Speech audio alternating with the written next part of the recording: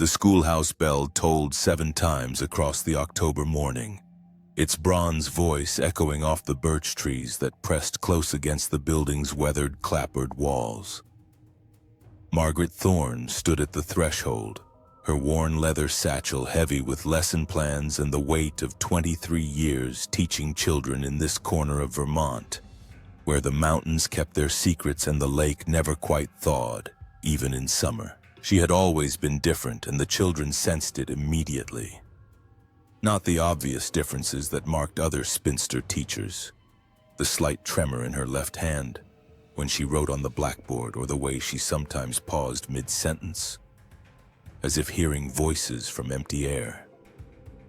Margaret's difference lay deeper in the way she could see the spaces between things, the gaps where others saw only solid certainty. "Good morning, class," she said, stepping inside as 32 young faces turned toward her. The morning light slanted through tall windows, illuminating dust motes and the faint chalk residue that seemed permanently suspended in the air of every schoolroom she had known. Sheriff Coleman Hartwick occupied the back corner, his bulk folded awkwardly into a child-sized chair. His presence filled the room like smoke, suffocating and unavoidable. The badge on his chest caught the light as he shifted, metal against wool, a small sound that somehow commanded more attention than the scrape of 30 pencils. "Miss Thorne," he said, his voice carrying the authority of a man who had never been contradicted in this town. "I trust you have the attendance records ready for review." Margaret's fingers found the familiar weight of the leather-bound attendance book, its pages filled with careful notations in her precise script. She had maintained these records with the same meticulous care she brought to everything. Each name entered with deliberate attention to spelling, each absence noted with the date and, when possible, the reason. "Of course, Sheriff." She opened the book to the current week's entries, her eyes scanning the familiar names. Tommy Brennan, Sarah Mitchell, the Henderson twins, little Amy Carpenter with her perpetually ink-stained fingers. All present and accounted for. Hartwick stood, his chair scraping against the wooden floor with a sound that made several children flinch. He approached her desk with measured steps, each footfall deliberate and heavy. Margaret noticed the way the children's attention shifted, how their small bodies turned toward the sound of his approach like flowers following the sun. "The state requires accurate records," he said, extending one large hand toward her book. "No exceptions, no irregularities. Children who attend this school must exist in the eyes of the law." Margaret hesitated, her fingers tightening on the binding. Something in his tone suggested this was more than a routine inspection. She glanced toward the blackboard where she had written the morning's assignments in her careful script, noting absently that the chalk dust seemed to shimmer in the light. "Is there a problem with my records, Sheriff? That remains to be determined." He took the book from her hands, his fingers brushing hers briefly. His skin was cold, she noticed, cold as lake water in November. "The state has received certain inquiries about enrollment discrepancies." The children had gone silent now, 32 pairs of eyes watching this adult exchange with the peculiar intensity that children brought to moments when they sensed danger, but could not yet name its source. Margaret felt their attention like a physical weight, pressing against her shoulders and the back of her neck. Hartwick opened the attendance book, his thick fingers turning pages with surprising delicacy.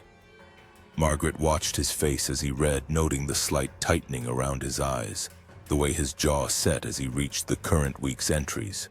"These names," he said, his voice dropping to barely above a whisper. "David Chen, Emma Kowalski, Michael Santos."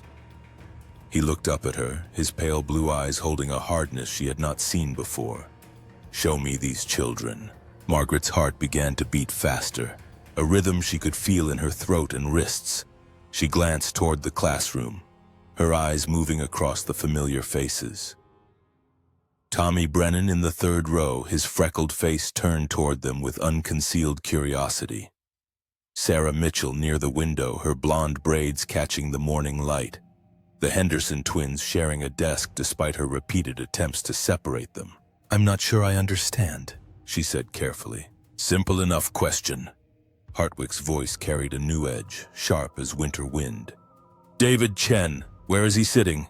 Margaret felt something cold settle in her stomach. She looked again at the children, counting faces matching them to names in her memory. 32 children, 32 names in her attendance book. But as she tried to place David Chen among the familiar faces, she found only empty space where his presence should be. Third row, she said, her voice steady despite the growing uncertainty. Next to the window. Hartwick followed her gaze to where Tommy Brennan sat alone at a desk meant for two. His geography book open to a map of New England.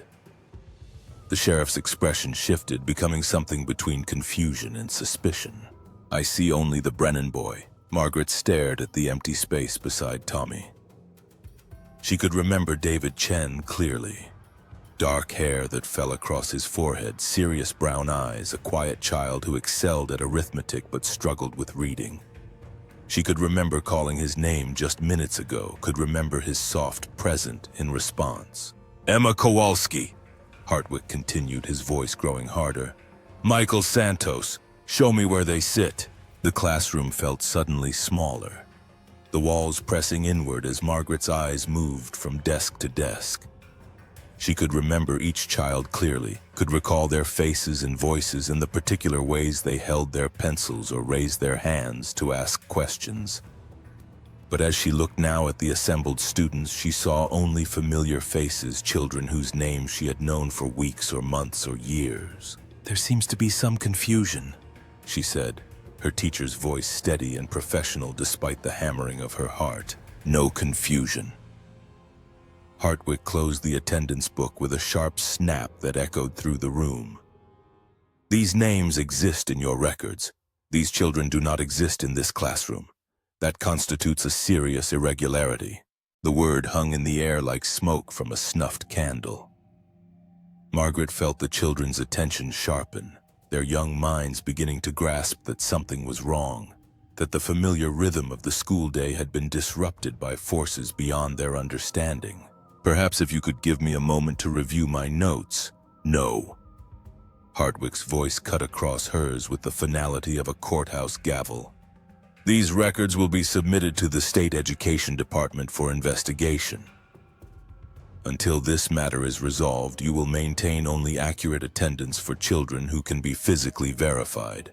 Margaret felt heat rise in her cheeks, the familiar flush of shame that had marked so many moments in her life, when her difference became visible to others.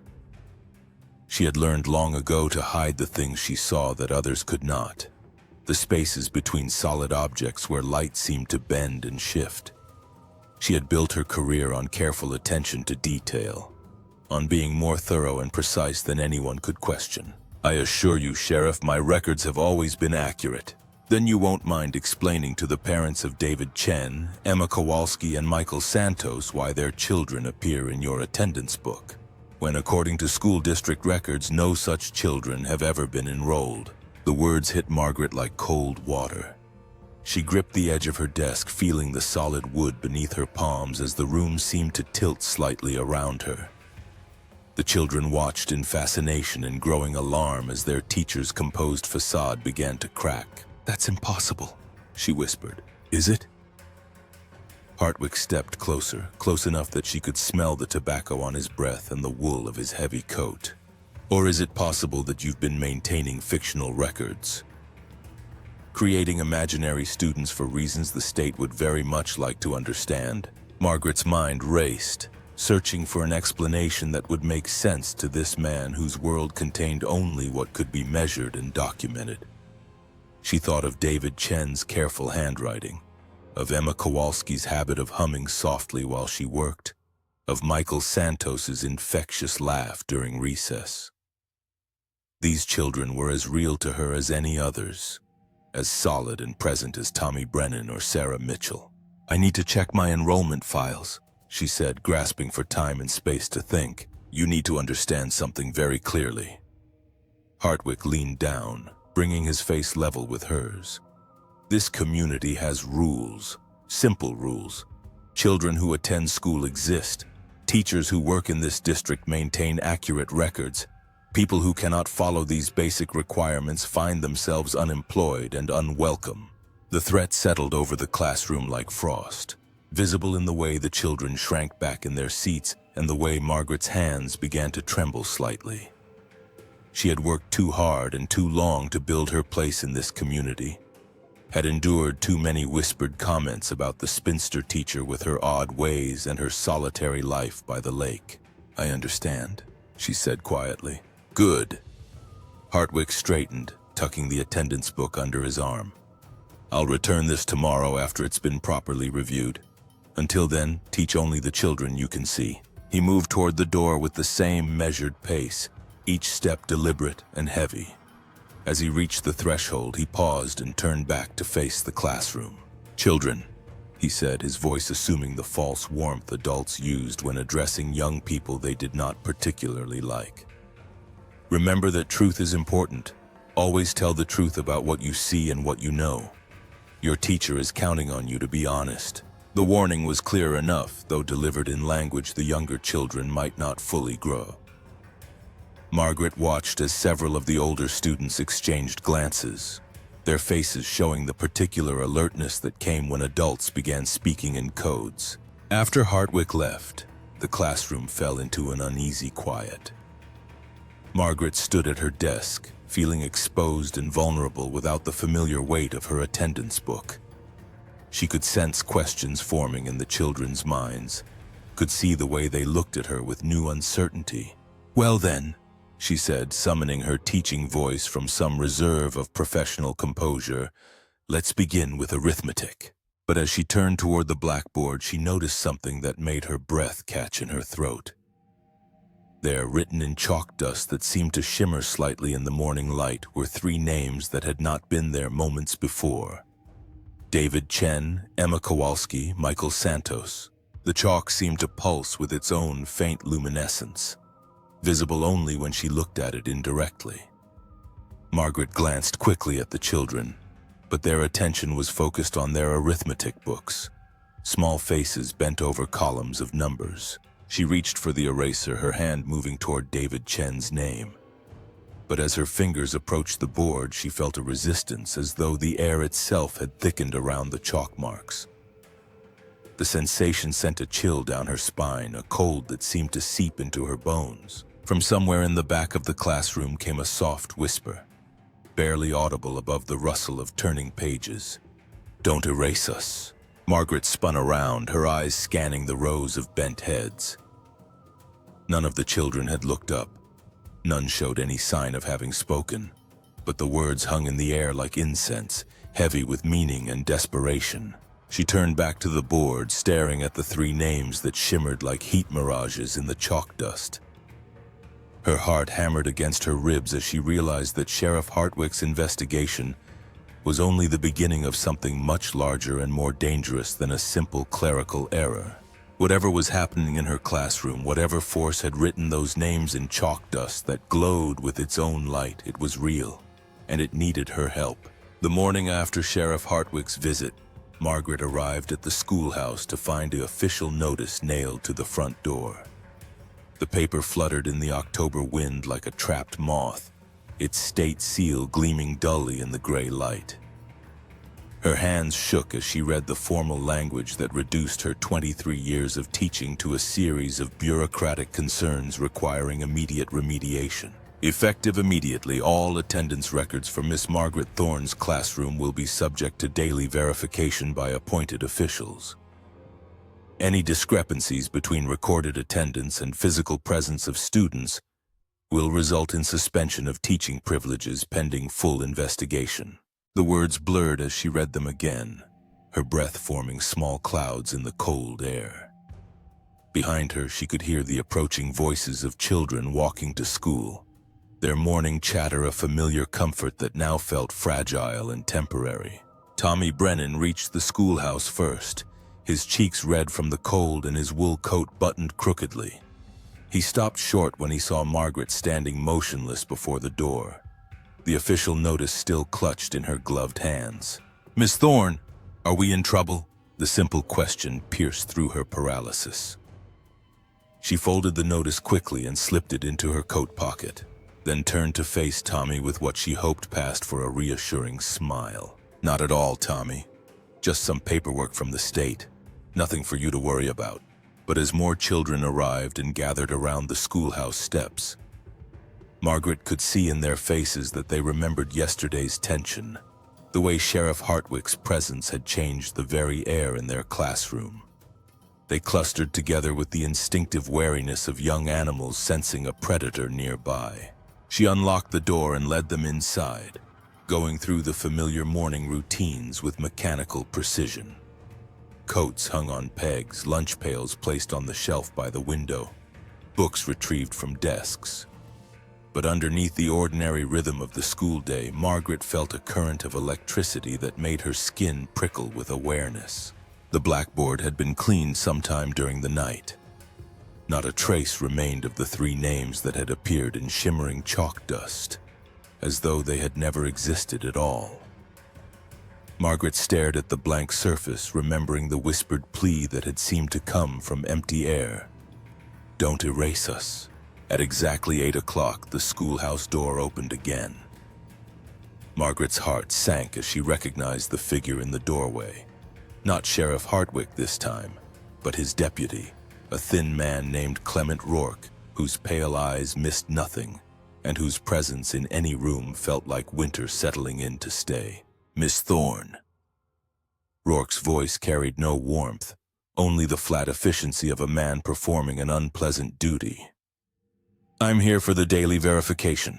The children fell silent, their morning conversations dying as Rourke's gaze swept across the classroom.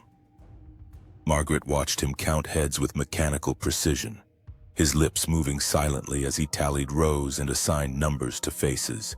32 students present," he announced, pulling a small notebook from his coat pocket. "Please provide your attendance record for verification." Margaret's stomach clenched. She had spent the previous evening reviewing her enrollment files, searching for any documentation of David Chen, Emma Kowalski, and Michael Santos. The files contained no record of their enrollment, no emergency contact information, no previous school transcripts. Yet she could remember each child with perfect clarity. David's struggle with consonant clusters, Emma's talent for drawing birds in the margins of her compositions, Michael's habit of tapping complex rhythms on his desktop during mathematics lessons. "I'm afraid there's been some confusion with my record keeping," she said carefully. "I'm in the process of reconciling the enrollment files with attendance data." Rourke's pale eyes fixed on her with the intensity of a hawk, spotting movement in tall grain. "Confusion is not acceptable. The state requires accurate daily attendance. If you cannot provide accurate records, perhaps someone else should be teaching these children." The threat hung in the air like smoke. Margaret felt the familiar flush of shame rising in her cheeks, the heat that always accompanied moments when her difference became a liability. She had spent years learning to hide the things she saw that others could not, to translate her peculiar perceptions into language that would not mark her as different or dangerous. "Of course. I'll have corrected records by tomorrow morning. See that you do." Rourke closed his notebook with a sharp snap, but instead of leaving, he moved deeper into the classroom, his pale eyes scanning the walls and windows with the thoroughness of a man searching for contraband. "Children," he said suddenly, his voice cutting through the tense quiet. "Has anyone seen students in this classroom who are not here today? Any children your teacher may have counted as present when they were actually absent?" Margaret's blood chilled. The question was clearly designed to trap her, to catch her in whatever deception Hartwick and his people believed she was perpetrating. She watched the children's faces, seeing confusion and fear in equal measure. Sarah Mitchell raised her hand tentatively. "Sir, I don't understand the question." "Simple enough. Have you seen children in this room who aren't here now?" The children exchanged glances, their young faces showing the particular wariness that came when adults began asking questions that felt like tests with unknown stakes. Margaret held her breath, waiting for someone to mention David or Emma or Michael. Instead, Tommy Brennan spoke up with the blunt honesty of childhood. "We see the children who are here, sir. Same as always." Rourke's mouth tightened with frustration. What about names on the blackboard? Has your teacher written names of children who weren't in class? Margaret felt sweat gathering between her shoulder blades despite the morning chill. The question was too specific, too pointed. Someone had been watching her classroom more closely than she had realized. Miss Thorne writes our assignments on the board, said Amy Carpenter, her voice barely above a whisper, and sometimes the date and spelling words. Nothing else? No names of absent students? The children shook their heads in unison, their faces showing genuine bewilderment. Margaret realized with a mixture of relief and growing unease that they truly could not see what she saw, could not remember the names that appeared and disappeared in chalk dust that glowed with its own light. Rourke spent another 10 minutes prowling through the classroom, examining desks and peering at the blackboard from various angles. Margaret watched him with growing nervousness, wondering what signs of her supposed deception he might be searching for. Finally, he returned to the front of the room, his pale eyes fixing on Margaret with unmistakable menace. You understand, Miss Thorne, that falsifying attendance records is a serious offense, not just grounds for dismissal, but potentially criminal fraud against the state. I understand. Good. Because there are people in this community who believe you've been creative with your record keeping. People who think a teacher with your particular reputation might be inclined toward fantasy over fact. The words hit Margaret like a slap. Her particular reputation, the whispered comments about the spinster teacher who lived alone by the lake, who sometimes paused in the middle of lessons as though listening to voices only she could hear, who had never married despite her decent looks and respectable position. My records have always been accurate, she said, her voice steady despite the humiliation burning in her chest. Have they? Rourke stepped closer, close enough that she could smell the pomade in his thinning hair. Because I've been asking questions around town, visiting parents, checking birth certificates, and you know what I've discovered?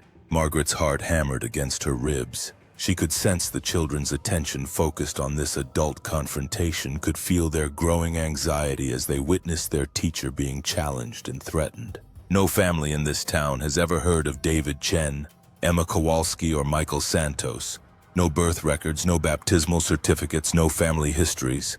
These children, Miss Thorne, do not exist. The words echoed through the classroom like gunshots. Margaret felt the familiar sensation of the world tilting around her, the way solid certainties could suddenly become fluid and unreliable. She gripped her desk for support, her knuckles white against the dark wood. That's impossible, she whispered. Is it?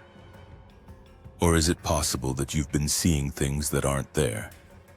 Writing down names of children who exist only in your imagination? The accusation hung in the air like poison gas. Margaret could feel the children's stares, could sense their confusion and growing fear as they watched their teacher accused of madness or fraud. She had worked too hard to build her reputation, had struggled too long against the whispered doubts about the unmarried woman with her odd ways. But as Rourke waited for her response, Margaret became aware of something else in the classroom, a presence that seemed to hover at the edges of her vision, just beyond the range of normal sight. She could feel eyes watching her, could sense the desperate attention of beings who existed in the spaces between sudden certainties. Don't let them erase us, came a whisper so faint it might have been her imagination. Please. Margaret straightened, drawing on reserves of strength she had not known she possessed. I maintain accurate records, Deputy Rourke. If there are discrepancies, they will be resolved through proper channels. Rourke's face darkened with frustration. He had clearly expected her to crumble under his accusations, to confess to whatever deception he believed she was perpetrating. Instead, he found himself facing a schoolteacher who refused to be intimidated despite the growing evidence that her career and reputation hung by the thinnest of threads. Very well, but understand this. You're being watched. Every day, every lesson, every mark you make in those attendance books. One more irregularity, one more name that doesn't match a face, and you'll be out of this job faster than snow melts in spring. He moved toward the door with angry, jerky steps. But as he reached the threshold, he turned back one final time. And Miss Thorne, next time I come here, I'll be bringing parents with me. Parents who want to know why their tax dollars are paying for a teacher who can't tell the difference between real children and imaginary ones. The door slammed behind him with a sound like thunder, leaving the classroom in stunned silence. Margaret stood at her desk, feeling exposed and vulnerable under the weight of 32 pairs of young eyes. She could see questions forming in their minds, could sense their loyalty to her warring with their growing confusion about what was happening in their familiar world. Tommy Brennan raised his hand tentatively. "Miss Thorne, are you in trouble because of us?" The question broke her heart. These children, with their runny noses and ink-stained fingers, their eager faces and boundless capacity for wonder, they were real and solid and present.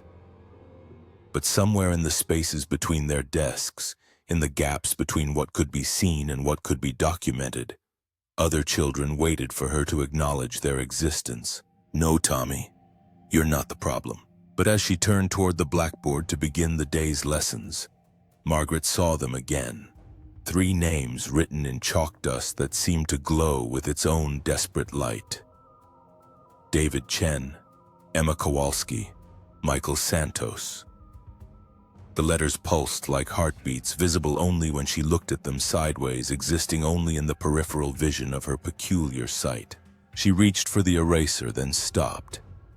Somewhere in the classroom, she could swear she heard the faint sound of children breathing, the soft rustle of small bodies shifting in chairs that appeared empty to everyone else. "Miss Thorne," Sarah Mitchell's voice seemed to come from very far away. "Are you all right?" Margaret realized she had been standing frozen for several long moments, staring at names that only she could see. She forced herself to turn away from the board, to face the children who looked at her with growing concern. "Of course, dear. Let's begin with reading, shall we?" But as she opened her lesson book, Margaret knew that her careful, ordered world was dissolving around her. The children she could see were real. The children she could not see were equally real. And somehow, she was caught between 2 versions of reality that could not coexist in the same space. The only question was whether she would choose the safety of accepted truth or the dangerous territory of what she knew to be real. Either choice would cost her everything she had worked to build, but only one would allow her to live with herself. Outside, storm clouds were gathering over Silent Lake, and Margaret could feel the first electric touches of lightning in the air. Margaret stood in the empty schoolhouse as the afternoon light slanted through dust-heavy windows, casting long shadows across desks still warm from young bodies. The silence felt different now, not the peaceful quiet of a day's work completed, but the charged stillness that preceded storms. In her hands, she held a leather-bound journal she had not opened in 15 years, its pages filled with observations she had sworn never to speak aloud. The journal contained her real records, not the sanitized attendance logs required by the state, but careful documentation of everything she truly saw in her classroom. Children who flickered in and out of visibility like candlelight in wind. Names that appeared on her blackboard in handwriting that was not her own. Voices that whispered homework answers from empty desks. She had begun keeping these secret notes during her 3rd year of teaching, when the weight of hiding her difference had become almost unbearable. The journal was her safety valve, the one place where she could acknowledge what her eyes showed her without fear of judgment or dismissal. Now, as she turned its yellowed pages, she felt like an archaeologist uncovering evidence of her own madness. October 15th, 1952, she read in her careful script. Jenny Morrison present in morning, absent by afternoon. Parents claim no knowledge of child. Birth certificate shows stillborn infant. The entry was followed by dozens of similar notations spanning more than a decade, children who existed only in the spaces between official documentation and living memory. A soft knock at the schoolhouse door interrupted her reading. Margaret quickly closed the journal, her heart hammering as she called out, "Come in!" To her surprise, the visitor was not Deputy Rourke or Sheriff Hartwick, but Eleanor Brennan, Tommy's mother. Eleanor was one of the few women in town who had ever treated Margaret with genuine warmth, perhaps recognizing in the unmarried schoolteacher a kindred spirit of sorts, both women who had learned to navigate a world that had little patience for those who did not fit neatly into expected categories. "Miss Thorne," Eleanor said, her voice carrying an unusual tension, "I hope I'm not intruding." "Not at all. Please sit down." Margaret gestured toward one of the adult-sized chairs kept for parent conferences. "Is everything all right with Tommy?" Eleanor perched on the edge of the chair, her weathered hands twisting the fabric of her wool skirt. She was a handsome woman despite the hard lines that years of farm work had etched around her eyes and mouth, but today she looked older, worn down by some invisible weight. "Tommy's been having dreams," she said finally. "Strange dreams about children in his classroom. Children he can describe in perfect detail but can't quite remember. When he wakes up." Margaret felt ice forming in her stomach. "What kind of dreams?" "He talks about a boy who sits next to him, helps him with arithmetic. A Chinese boy, he says, though we've never had Chinese families in this town, and a girl with yellow braids who draws pictures of birds. Another boy who hums while he works." Eleanor's voice dropped to barely above a whisper. "He describes them like they're his friends, Miss Thorne. Like he's known them for months." The descriptions matched perfectly with Margaret's memories of David Chen, Emma Kowalski, and Michael Santos. But if Tommy could remember them, even in dreams, perhaps the barrier between the visible and invisible world was not as absolute as she had feared. "Children have vivid imaginations," Margaret said carefully. "Do they?" Eleanor's eyes searched Margaret's face with uncomfortable intensity. "Because I've been having dreams too. Dreams about children I never had, babies who died before they could draw breath, and when I wake up I can remember their faces clear as day." The confession hung between them like a bridge. Neither woman was certain they should cross. Margaret felt the weight of her secret journal in her hands, its pages full of evidence that she was not the only one who had glimpsed the children who existed in the spaces between life and death. "Eleanor," she said slowly, "what exactly are you asking me?" "I'm asking if you see them too. The children who are there but not there. The ones Sheriff Hartwick claims don't exist." Eleanor leaned forward, her voice urgent with desperation. "Because if I'm going mad, I need to know. And if I'm not, then something is happening in this town that goes deeper than attendance records and state investigations." Margaret stared at the other woman, weighing the risks of honesty against the crushing isolation of carrying her secret alone. For 15 years, she had hidden her gift behind careful professionalism and strategic silence. But now, faced with evidence that others shared her peculiar sight, she felt the walls she had built around herself beginning to crumble. "What would you say," she asked quietly, "if I told you that some children exist in ways that cannot be documented? That birth and death are not as absolute as we pretend them to be?" Eleanor's breath caught. "I would say that explains why my youngest sister still visits me in dreams, even though she died of scarlet fever when she was 6. And why I sometimes find toys in my house that don't belong to Tommy. Toys that disappear when I try to put them away." The admission opened something between them, a recognition of shared experience that neither woman had expected to find. Margaret felt the familiar sensation of the world shifting around her, revealing depths and complexities that most people never suspected. "The children in my attendance records," she said carefully, "are as real as Tommy or Sarah Mitchell. They simply exist in a different way." "What kind of different way?" Margaret opened her journal again, turning to entries she had never shared with another living soul. Children who died before they could complete their education. Children who were stillborn but whose spirits remained curious about the world they never got to experience. Children who exist in the spaces between what is officially recorded and what actually happens. Eleanor's face went pale. Dear God, how many? In 15 years? Dozens. They come and go like seasons, some staying for weeks, others appearing only once or twice before moving on to whatever comes next. And you've kept records of all of them. I've tried. Someone should remember them, should acknowledge that they existed even if they couldn't be officially documented. Margaret's voice carried a weight of grief that surprised her. They hunger for education, for the experience of childhood they were denied. What harm is there in letting them learn? Eleanor was quiet for a long moment, absorbing the implications of what she had heard.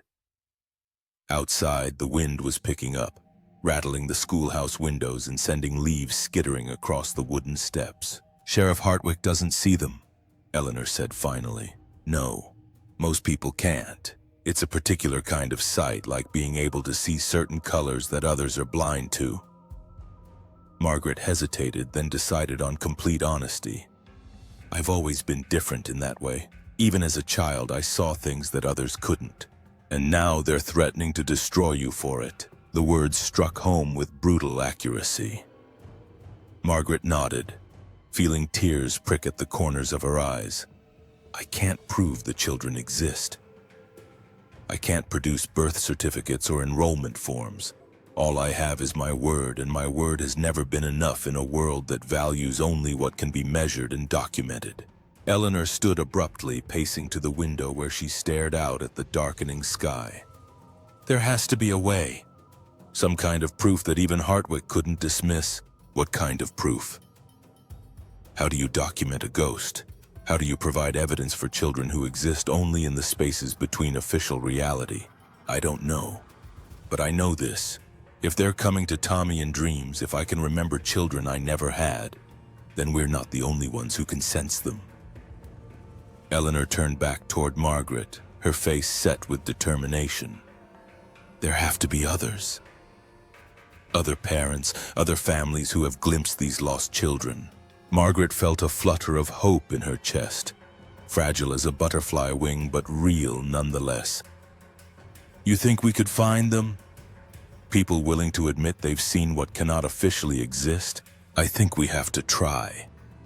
Because if we don't, you'll lose your position, and those children will lose their only advocate. Eleanor moved back toward Margaret's desk, her movements sharp with purpose. How long do we have? Deputy Rourke will be back tomorrow with parents. If I can't provide satisfactory answers, Sheriff Hartwick will use that as grounds for immediate dismissal. Then we have tonight. Eleanor's voice carried the same determination Margaret had heard in the voices of mothers defending their young. Tonight, to find proof that even skeptics cannot dismiss. Margaret looked down at her journal, its pages filled with 15 years of careful observations. The entries read like the ravings of a madwoman or the chronicles of something miraculous, depending on one's perspective. She had never imagined sharing them with anyone, had never dreamed of finding an ally in her peculiar vigil. Eleanor, she said slowly, if we do this, if we try to prove the existence of these children, there's no going back. We'll be marked as eccentric at best, insane at worst. Are you prepared for that? Eleanor's smile was sharp as winter wind. Miss Thorne, I've been marked as eccentric since I chose to work my own farm instead of remarrying after my husband died. A little more scandal won't hurt me. But losing the only teacher who truly sees my son, who truly sees all the children in her care, that would be a tragedy this town can't afford. Margaret felt something shift inside her chest. A loosening of the tight coils of fear and shame that had constrained her for so many years. For the first time since Sheriff Hartwick's investigation began, she allowed herself to imagine fighting back instead of simply enduring. What do you propose we do? We visit every family in town. We ask them about dreams, about memories of children who died young, about glimpses of small faces in empty rooms.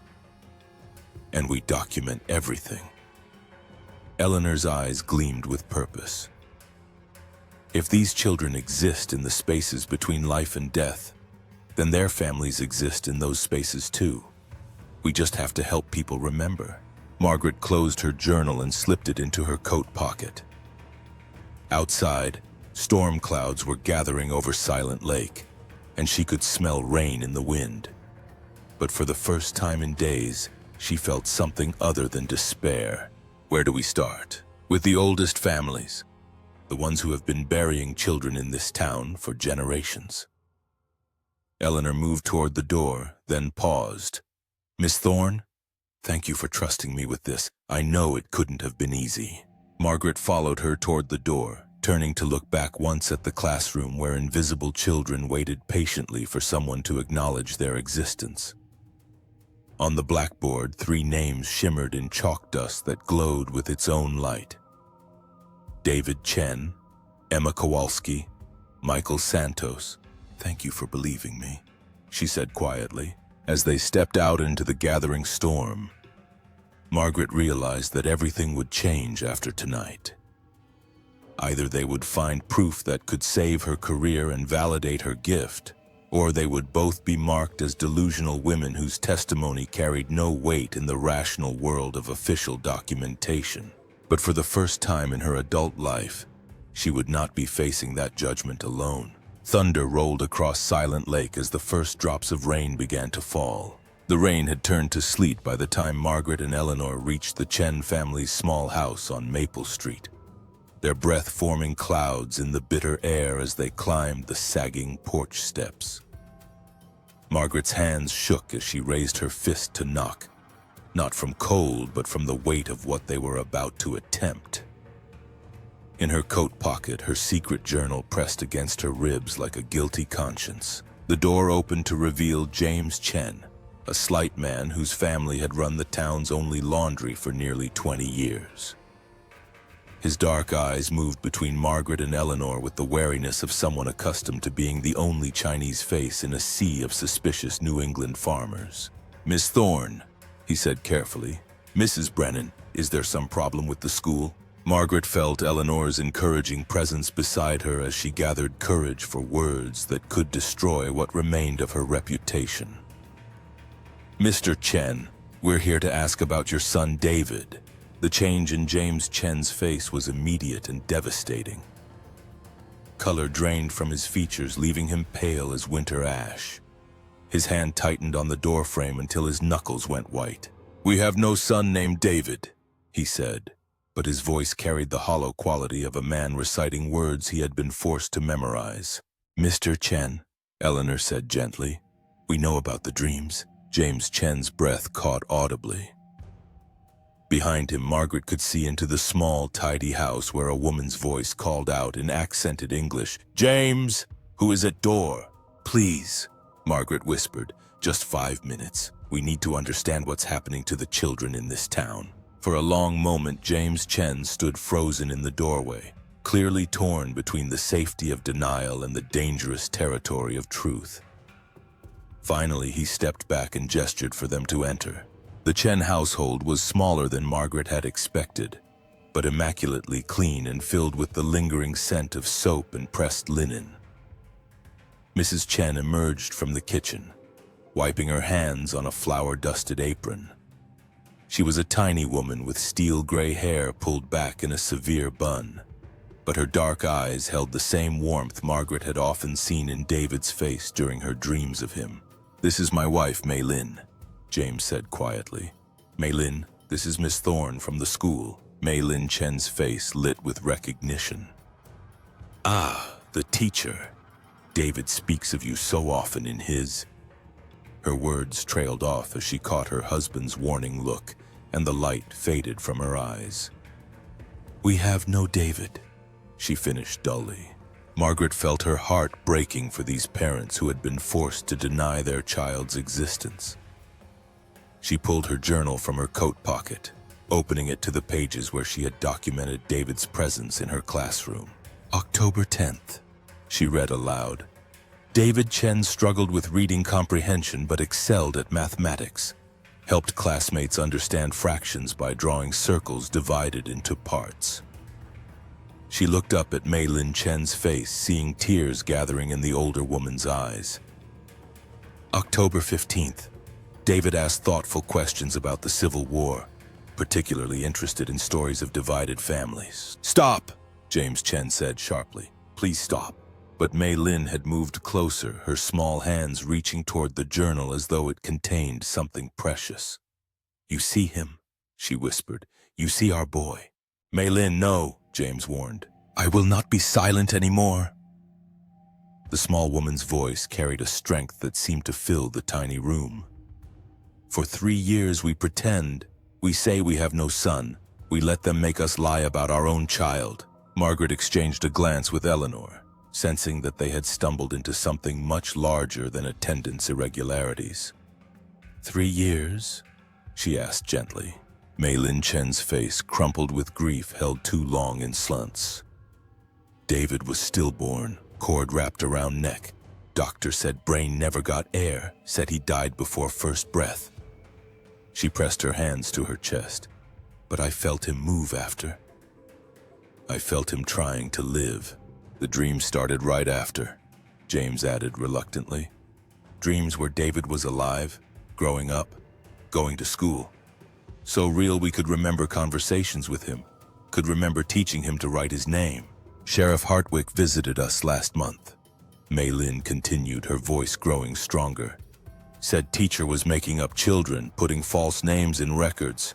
Said we must deny David exists or face questions about immigration papers, about right to stay in this country." The threat hung in the air like poison. Margaret understood now why the Chen family had been forced into denial. Their precarious position as the town's only Chinese residents made them vulnerable to official pressure in ways that other families were not. "But you still see him," Eleanor said. "In dreams." "Not just dreams," Mei Lin whispered. "Sometimes I find homework on kitchen table, arithmetic problems worked out in child's handwriting. Sometimes I hear his voice asking for help with spelling words." Margaret felt something cold settle in her stomach. If Sheriff Hartwick had been visiting families, pressuring them to deny their lost children, then the conspiracy went deeper than she had imagined. "Mrs. Chen, have other families been visited? Other parents asked to deny children who appear in dreams?" James and Mei Lin exchanged a meaningful look. "The Kowalskis," James said finally. "Polish family on the other side of town. And the Santos family, they work at the sawmill." "Emma Kowalski and Michael Santos," Margaret breathed. "They're in my records too." "All of us threatened," Mei Lin said bitterly. "All of us told to choose between acknowledging our children and keeping our places in this community." Eleanor's face had gone pale with understanding. "It's not about attendance records at all, is it?" "It's about something else entirely." Before anyone could answer, the sound of heavy boots on the porch steps froze them all in place. Through the thin curtains, Margaret could see the bulk of Sheriff Hartwick's form approaching the door, accompanied by 2 other figures she couldn't quite make out. "Back door," James Chen whispered urgently. "Quickly." But it was too late. Hartwick's fist hammered against the front door with the authority of law behind it. "James Chen! Open up! Official business." Margaret felt panic rising in her throat. Being found here, with her journal full of documentation about the missing children, would be evidence of conspiracy or collusion in whatever deception Hartwick believed she was perpetrating. "Miss Thorne," Mei Lin whispered, pressing something small and hard into Margaret's hand. "David made this for you. In his dreams, he said his teacher would need proof." Margaret looked down to see a small wooden carving, roughly made but unmistakably the work of a child's hands. It was a tiny bird, its wings spread as though in flight, and carved into its base were the initials DC. "Chen! I know you're in there!" Hartwick's voice carried the edge of violence, barely controlled. James Chen straightened his shoulders and moved toward the door, his face settling into the mask of compliance that had kept his family safe for 20 years, in a town that barely tolerated their presence. As his hand touched the door handle, he looked back at Margaret and Eleanor. "Whatever you're trying to do," he said quietly. Be careful. There are forces in this town that will destroy anyone who threatens their version of truth. The door opened to reveal Sheriff Hartwick, flanked by Deputy Rourke and a third man Margaret didn't recognize. Tall, pale, dressed in the dark suit of an official from outside their small community. State investigator, she realized with growing dread. Hartwick's eyes swept the small room, taking in Margaret and Eleanor's presence with visible satisfaction. Well, well, Miss Thorne. Making social calls, are we? Sheriff Hartwick, Margaret said, fighting to keep her voice steady. Mrs. Brennan and I were just what? Coaching witnesses? Coordinating stories? Hartwick stepped into the room uninvited, his bulk making the small space feel claustrophobic. This is State Investigator Morrison. He's here to look into allegations of fraud in our school system. Morrison's pale eyes fixed on Margaret with clinical interest. Miss Thorne, I understand you've been maintaining records for children who don't exist. That's a serious matter. Margaret felt the carved bird pressing against her palm. David Chen's gift from the realm between life and death. Around her, she could sense the desperate attention of parents who had been forced to deny their own children. And somewhere beyond the edges of normal sight, she felt the presence of the lost children themselves. My records reflect the truth as I observe it, she said carefully. Truth? Hartwick laughed, a sound like breaking glass. The truth is that you're a disturbed woman who sees things that aren't there. The truth is that you've been falsifying official documents and wasting state resources on children who exist only in your imagination. No, Mei Lin Chen said suddenly, her small voice cutting through Hartwick's accusations like a blade. The truth is that you force us to lie about our own children. The room went silent. Morrison's attention shifted to Mei Lin with sharp interest, while Hartwick's face darkened with fury. Mrs. Chen, Morrison said quietly, what do you mean by that? For a moment, Margaret thought the small woman would crumble under the weight of official attention. But Mei Lin Chen had reached her breaking point, the place where silence became more unbearable than any consequence. We had son named David. Born dead but still real, still our child. Sheriff forced us to deny him, threatened to question our right to stay in America if we say his name. Her voice grew stronger with each word. But teacher sees him. Teacher knows he real, even if he different kind of real. Morrison's pale eyes moved between Mei Lin and Margaret, clearly trying to process what he was hearing. Mrs. Chen, are you saying you have dreams about a deceased child? Not dreams, visits. David comes to learn to be child he never got to be in life. The admission hung in the air like lightning, dangerous and illuminating. Margaret felt the world shifting around her, revealing the true scope of what was happening in their small Vermont town. Hartwick stepped forward, his face twisted with rage. That's enough! Mrs. Chen, you're clearly distraught. These fantasies about dead children are exactly the kind of delusions Miss Thorne has been encouraging. But Morrison raised a hand, stopping Hartwick's advance. Actually, Sheriff, I'd like to hear more about these visits. Margaret realized that the state investigator was not the ally Hartwick had expected. Something in Morrison's manner suggested he had encountered similar cases before, that the existence of children who lived between life and death was not as impossible as Hartwick believed. Mr. Morrison, she said carefully, if you're willing to listen, there are other families who have experienced similar phenomena. Other families? Morrison's interest sharpened. How many? Eleanor stepped forward, her voice steady with determination. Every family in this town that has lost a child young. They all dream of their lost ones, all find evidence of small presences in their homes. They've been threatened into silence, told to choose between acknowledging their children and keeping their places in this community. Morrison looked directly at Hartwick, his pale eyes cold as winter stone. Sheriff, is this true? Have you been pressuring families to deny the existence of deceased children? Hartwick's face had gone red with fury and something that looked suspiciously like fear. These people are delusional. Dead children don't attend school. Dead children don't do homework. This is mass hysteria, nothing more. Perhaps, Morrison said quietly. But the systematic suppression of witness testimony is a serious matter regardless of the nature of the phenomena being reported. Margaret felt hope fluttering in her chest, fragile but real. The state investigator was not dismissing their claims out of hand, was instead focusing on the more concrete issue of official intimidation and witness tampering. "Mr. Morrison," she said, pulling her journal from her coat pocket, "I have 15 years of documentation. Careful records of children who exist in ways that cannot be officially verified, but who are nonetheless real to those who can perceive them." Morrison extended his hand toward the journal. "May I?" As Margaret placed the leather-bound book in his pale fingers, she felt as though she were handing over 15 years of her life, all her secrets and observations laid bare for official judgment.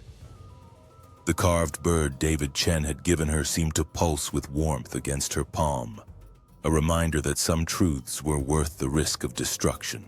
Outside, thunder rumbled over Silent Lake, and Margaret could smell the electric scent of lightning in the air. The storm was coming, whether she was ready for it or not. State Investigator Morrison stood in the center of Margaret's classroom at dawn, her journal open in his pale hands as he read 15 years of carefully documented observations. The morning light slanted through frost-covered windows, casting long shadows across empty desks that somehow felt less empty than they had in weeks. Margaret watched his face for signs of skepticism or dismissal, but found only the clinical attention of a man accustomed to investigating phenomena that existed at the edges of official reality. October 21st, 1958, Morrison read aloud. Lucy Whitmore present for arithmetic lesson, absent during recess. Parents report no living daughter named Lucy. Cemetery records show Lucy Whitmore, aged 7, died of influenza 1859. He looked up at Margaret. "You've documented similar cases spanning more than a decade." "Yes," Margaret said quietly. Behind Morrison, Sheriff Hartwick stood with his arms crossed, his face dark with barely contained fury. Deputy Rourke flanked the door like a guard, preventing any escape from this final confrontation. Morrison turned to another page. The patterns are consistent. Children who died young, often before completing their education, manifesting in classroom settings with clear educational goals. They appear to seek the learning experiences denied to them in life. "This is insanity," Hartwick broke in. "You're actually considering that dead children attend school?" Morrison's pale eyes fixed on the sheriff with uncomfortable intensity. "I'm considering that something unusual is happening in this community, and that your response has been to intimidate witnesses rather than investigate the phenomena they report." Margaret felt a flutter of hope, fragile as winter ice but real nonetheless. Morrison was not the ally Hartwick had expected, was instead proving to be someone with experience in cases that existed beyond the boundaries of normal investigation. "Mr. Morrison," she said carefully, "there's something else you should see." She moved toward the blackboard where 3 names shimmered in chalk dust that seemed to glow with its own light.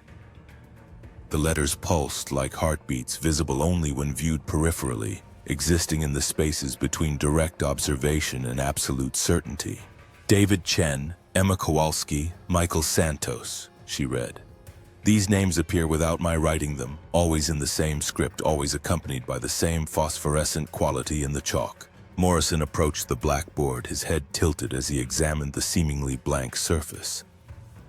Margaret held her breath, wondering if his particular type of sight would allow him to perceive what she saw so clearly. "I see nothing unusual," he said finally, "but that doesn't mean nothing is there." The admission sent a shock through the room. Hartwick's face went from red to pale while Margaret felt validation flooding through her like warm light. "You believe me?" she whispered. "I believe you're reporting accurately what you perceive. Whether that perception corresponds to objective reality is a separate question, but one that deserves investigation rather than suppression." Morrison closed her journal and handed it back to her. Miss Thorne, I've reviewed testimony from 12 families in this town. All report dreams or experiences involving deceased children. All were threatened with social or legal consequences if they discussed these experiences publicly. That pattern of intimidation is my primary concern. The primary concern, Hartwick said through gritted teeth, should be a teacher who's clearly suffering from delusions severe enough to affect her professional competency. Perhaps. But before we make that determination, I'd like to conduct a more thorough investigation. Morrison pulled a pocket watch from his vest, checking the time. The school day begins in 1 hour. I propose we observe Miss Thorne's classroom during normal operation. Margaret's heart hammered against her ribs. The thought of teaching while under direct observation by state officials was terrifying enough. But the possibility that the invisible children might manifest during the investigation added layers of complexity she could barely contemplate. What exactly are you looking for? She asked. Evidence. Anything that might explain the reported phenomena, whether psychological, sociological, or... Morrison paused, choosing his words carefully. Or involving factors not typically acknowledged in official investigations. The careful phrasing suggested that Morrison had encountered cases like hers before, situations where reality proved more fluid than bureaucratic documentation typically allowed. Margaret felt a dangerous stirring of hope, the possibility that her 15 years of secret observation might finally be validated by official recognition. This is a waste of state resources, Hartwick protested. The woman is clearly delusional, and every minute spent entertaining her fantasies is time taken away from legitimate education. Sheriff, Morrison said quietly, your opposition to this investigation is noted. However, the decision has been made at levels above your authority. The rebuke was delivered so calmly that it took a moment for its full impact to register. Hartwick's face went through several shades of red before settling into a mask of barely controlled rage. Margaret realized that Morrison represented forces beyond the sheriff's local influence, agencies that operated with different priorities and protocols. Very well, Hartwick said stiffly. But when this investigation proves that Miss Thorne is unfit for her position, I expect immediate action. If the evidence supports that conclusion, appropriate measures will be taken.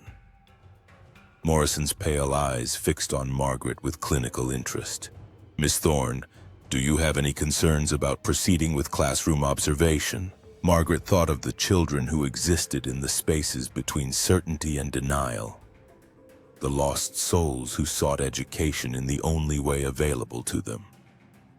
If Morrison's investigation could somehow validate their existence, could provide official acknowledgement of their reality, then the risk was worth taking. I have no concerns about my teaching methods or classroom management, she said carefully. My only concern is for the children in my care. All the children? Morrison asked, and something in his tone suggested deeper meaning.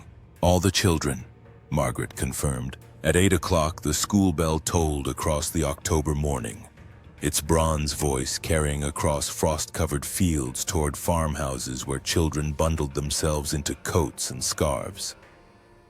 Margaret stood at her desk, feeling exposed and vulnerable under the weight of official observation.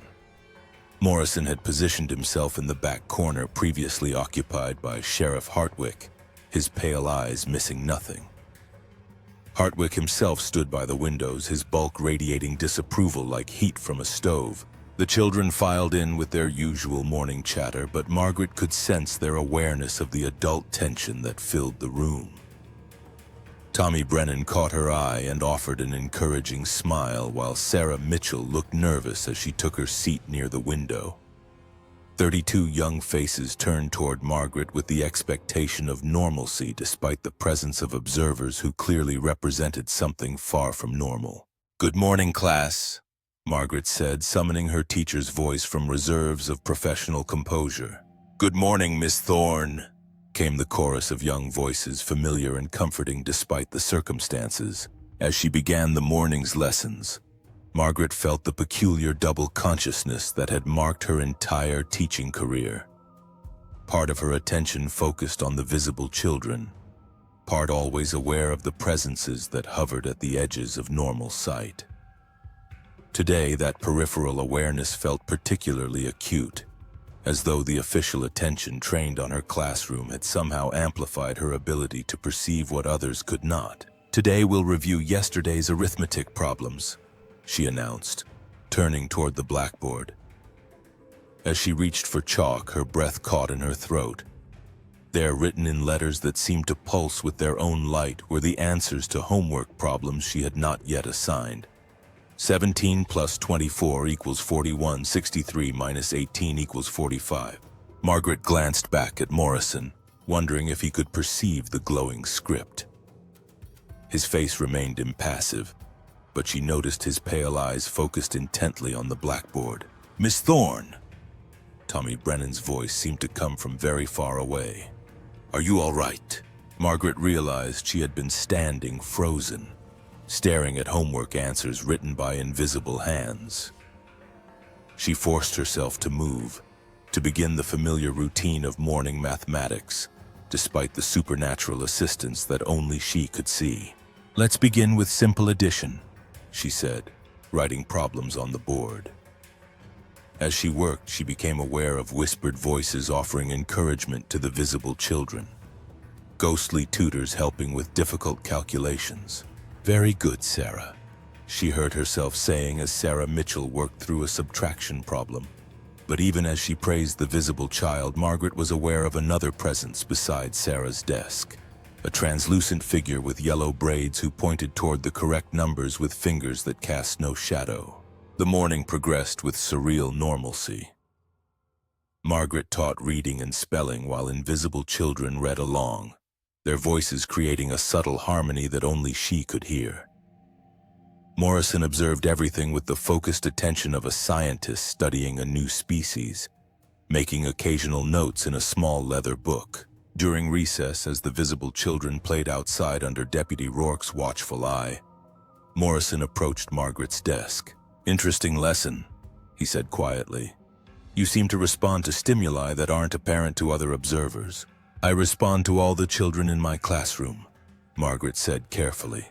"How many children would you estimate are currently present in this room?" Margaret looked around the empty classroom, her special sight revealing what it had always shown her.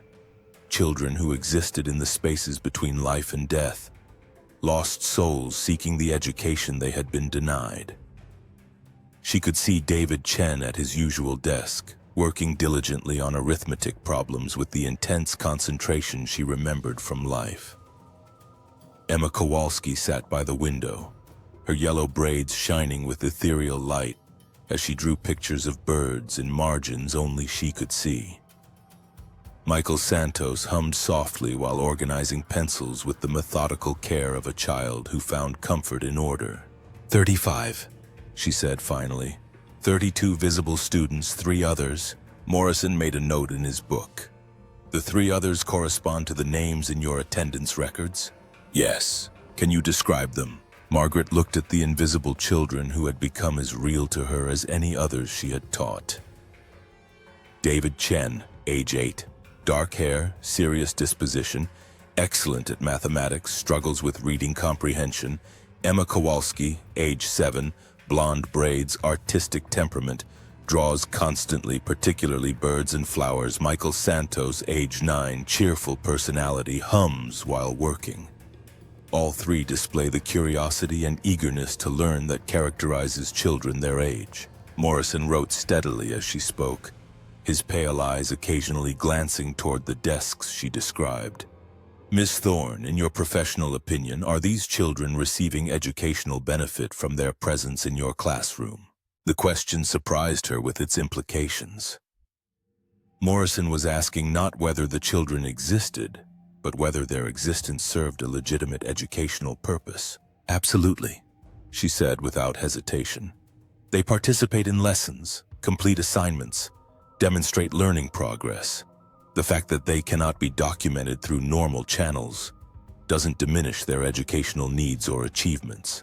"And the visible children? Does the presence of these additional students affect their learning experience?" Margaret thought of Tommy Brennan's improved arithmetic scores, of Sarah Mitchell's increased confidence in reading aloud, of the subtle ways that invisible tutoring had elevated the performance of her entire class. The visible children have shown remarkable improvement this year.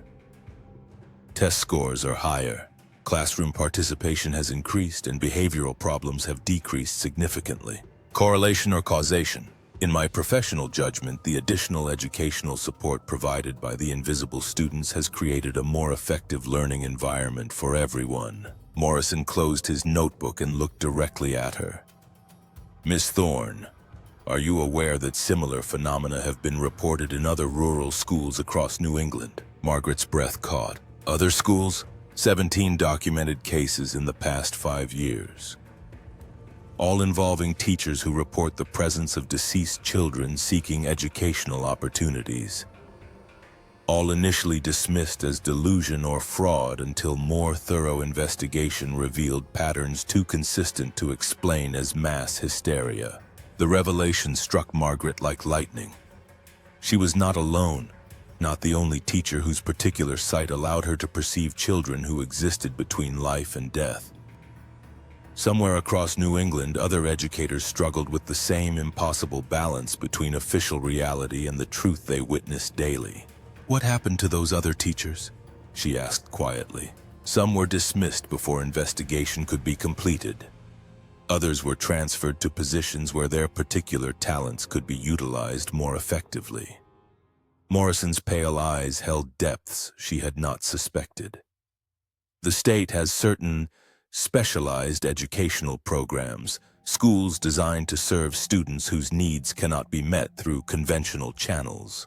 Margaret felt the world shifting around her, revealing possibilities she had never imagined. Schools for children who exist between life and death. Schools for children who require unconventional approaches to education, regardless of their ontological status. Morrison glanced toward the window where visible children played under autumn sunlight. The question is whether you would be interested in such a position. Before Margaret could respond, Sheriff Hartwick's voice cut across the classroom like a blade. Enough of this nonsense! Morrison, you can't seriously be considering legitimizing this woman's delusions. Morrison turned toward the sheriff with the cold patience of a man accustomed to dealing with local resistance to state authority. Sheriff Hartwick, your concerns are noted but not relevant to this investigation. Miss Thorne's qualifications and the phenomena she reports will be evaluated according to state protocols, not local prejudices. Local prejudices? Hartwick's voice rose with indignation. This is about basic sanity, about protecting children from a teacher who can't distinguish between reality and fantasy. Reality, Morrison said quietly, is more complex than local law enforcement typically acknowledges.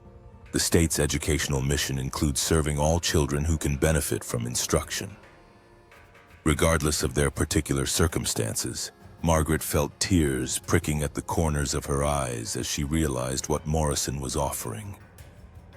Not just validation of her gift, but a place where that gift could be used without shame or secrecy. The possibility of teaching openly, of acknowledging all her students regardless of their ontological status, was more than she had ever dared hope for.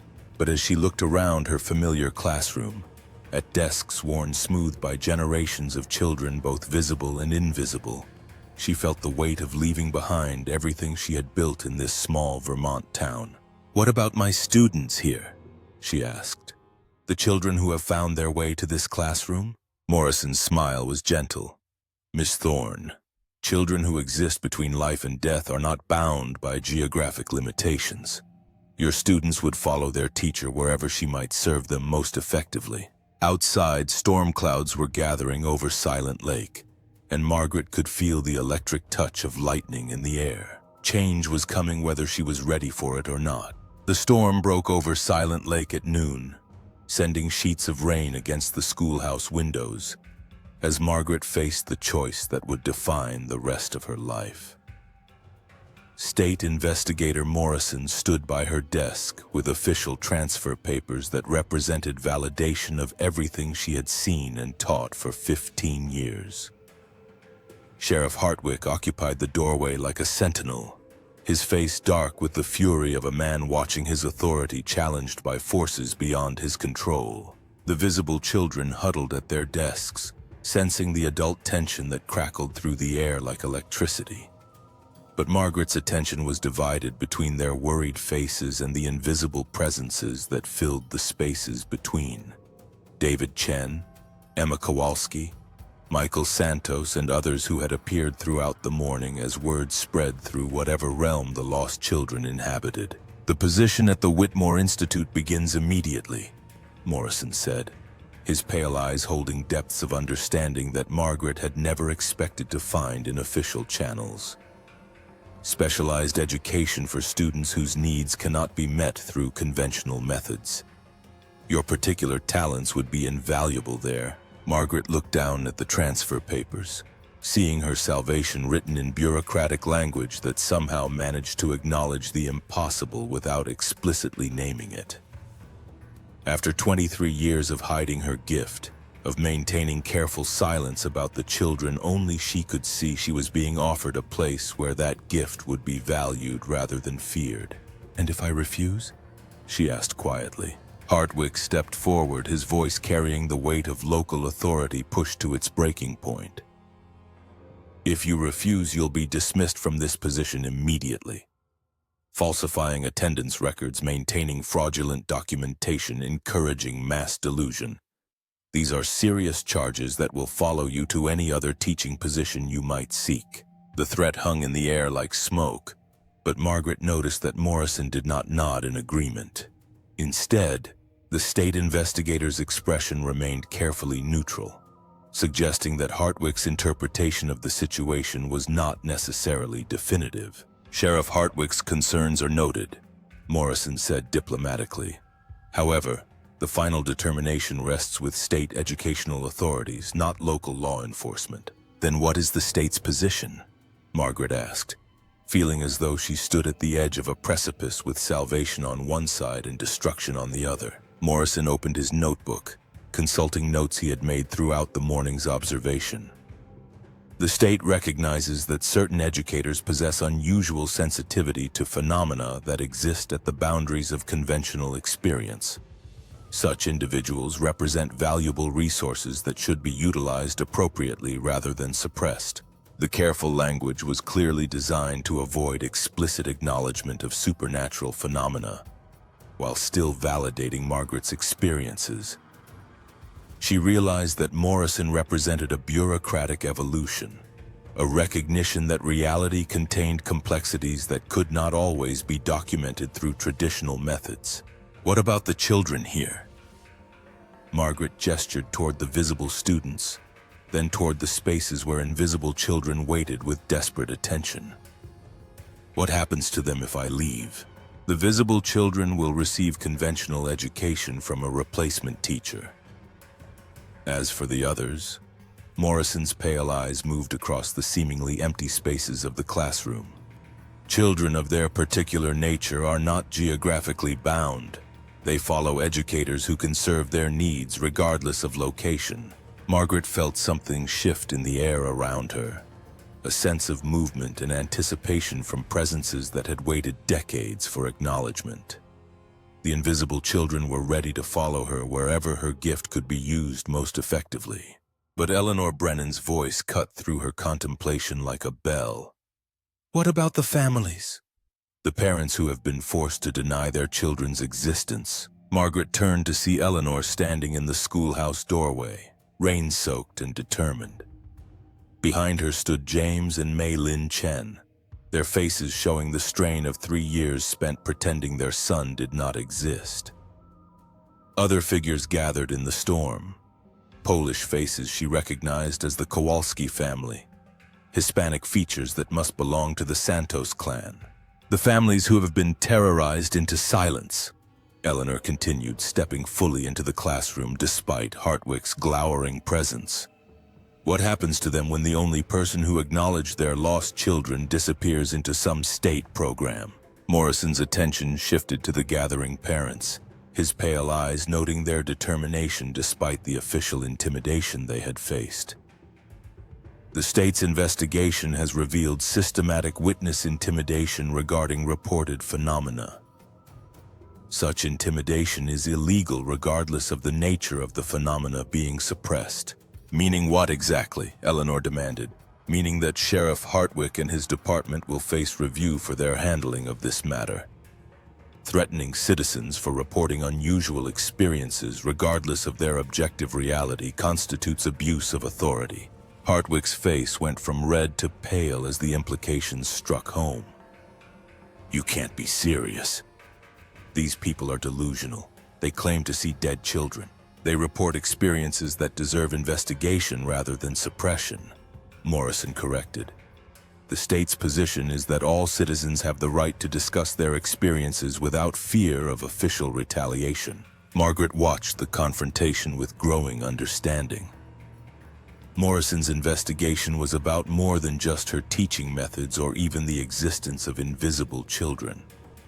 It was about the right of citizens to report phenomena that existed outside official reality without facing persecution from local authorities. Mr. Morrison, she said quietly, if I accept the position at Whitmore Institute, what becomes of this community? What happens to families who need someone who understands their experiences? Morrison consulted his notebook again, turning to pages she had not seen him write in. The state is prepared to establish a regional resource center for families experiencing similar phenomena. A place where such experiences can be discussed and documented without fear of official persecution. The offer was more than Margaret had dared hope for. Not just validation of her gift, but institutional support for the families who had shared her burden of seeing beyond the boundaries of conventional reality. Mei Lin Chen stepped forward, her small frame radiating determination. Miss Thorne, you gave David back to us. You saw him when everyone else said he didn't exist. If you can help other families like ours, then you must go where you can do the most good. Her words were echoed by murmurs of agreement from the other parents. Margaret realized that these families, who had suffered years of forced silence, were willing to let her go if it meant validation and support for others facing similar circumstances. Tommy Brennan raised his hand from his desk, his young face serious with the weight of adult concerns. Miss Thorne, will you still be our teacher? The question pierced Margaret's heart. These visible children had thrived under her care, had benefited from the invisible tutoring and support that existed in her classroom. Leaving them felt like abandonment, even if it meant serving a larger purpose. Tommy, she said gently, I'll always be your teacher in the ways that matter most. The things you've learned, the confidence you've gained, the curiosity you've developed, those are gifts you'll carry with you no matter where I go. She turned to face Morrison, feeling the weight of decisions settling over her like a mantle. The Whitmore Institute, it serves children like David, Emma, and Michael, among others. Children whose educational needs cannot be met through conventional channels, regardless of their particular circumstances. Margaret looked around the familiar classroom one final time, seeing it through eyes that had learned to perceive layers of reality invisible to most observers. The visible children watched her with trust and affection despite their uncertainty about the future. The invisible children waited with desperate hope for acknowledgement that could free them from the limbo between life and death. I accept the position, she said quietly. The words seemed to release something in the air, a collective sigh of relief from presences both visible and invisible. Margaret felt validation flooding through her like warm light, 15 years of secret observation finally recognized and valued. Hartwick's voice cut through the moment like a blade. This is insanity. You're legitimizing mass delusion, encouraging people to believe in fantasies. Sheriff, Morrison said with quiet authority, your opinions on the matter are noted but irrelevant. The state has made its decision based on evidence and testimony gathered through proper investigation. Evidence? What evidence? There is no evidence for dead children attending school. Morrison's pale eyes fixed on Hartwick with uncomfortable intensity.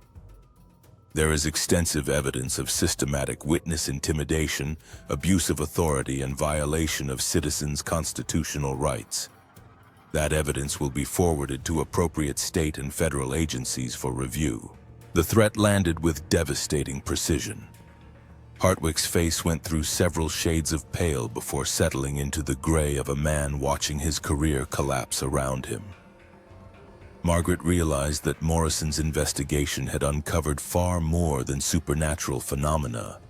It had revealed corruption and abuse of power that would have consequences extending far beyond her classroom. "Mr. Morrison," Eleanor Brennan said, "the resource center you mentioned, when would it be established?" "Within 6 months. The state recognizes the need for institutional support for families experiencing phenomena that exist outside conventional documentation." Morrison glanced around the room, his pale eyes seeming to see more than they revealed. "Such experiences are more common than most people realize. It's time they received appropriate recognition and support." Margaret felt tears gathering in her eyes as she realized the full scope of what was happening. Not only was her gift being validated, but institutional structures were being created to serve others who shared similar experiences. The isolation and secrecy that had defined her adult life were ending, replaced by recognition and purpose. As the storm outside began to subside, Margaret gathered her personal belongings from the desk she had occupied for 5 years.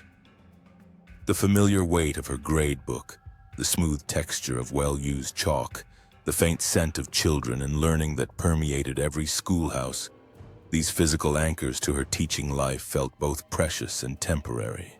David Chen appeared beside her desk, his translucent form more solid than she had ever seen it.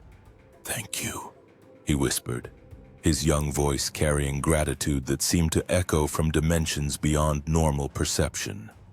"Thank you for seeing us." Emma Kowalski and Michael Santos materialized beside him, their faces glowing with the joy of recognition finally achieved. Around them, other invisible children gathered: Lucy Whitmore from 1859, Timothy Morrison from 1903, Sarah Chen, who had died in the influenza pandemic of 1918. Decades of lost children who had found their way to Margaret's classroom because she alone had been willing to acknowledge their existence. "Will you come with me?" she asked them quietly, aware that the visible occupants of the room could not hear her side of the conversation. "Where you go, we go," David replied, his voice speaking for all the lost children who had found sanctuary in her care. "You are our teacher now and always." Margaret nodded, feeling the weight of responsibility and the joy of purpose combining into something larger than she had ever experienced. She would leave Silent Lake, but she would take with her the children who needed her most, both visible and invisible, both documented and denied, all equally deserving of education and recognition. As Morrison led her toward the door, Margaret turned back one final time. The visible children watched her with faces showing emptiness mixed with understanding beyond their years. The invisible children followed like a procession of hope, their translucent forms seeming to gain substance with each step toward acknowledged existence. Outside, the storm had passed, leaving the air clean and electric with possibility. Margaret Thorne walked away from everything she had known toward a future where her gift would be valued rather than feared, where children who existed between life and death could learn without shame or secrecy. Behind them, in a classroom that suddenly felt empty despite its 32 remaining students, Sheriff Hartwick stood in the ruins of his authority. While parents who had been forced into silence began, for the first time in years, to speak openly about the children they had never stopped loving. The world had shifted ever so slightly toward acknowledgement of realities that existed beyond official documentation. And in that shift, both the living and the dead had found a measure of justice.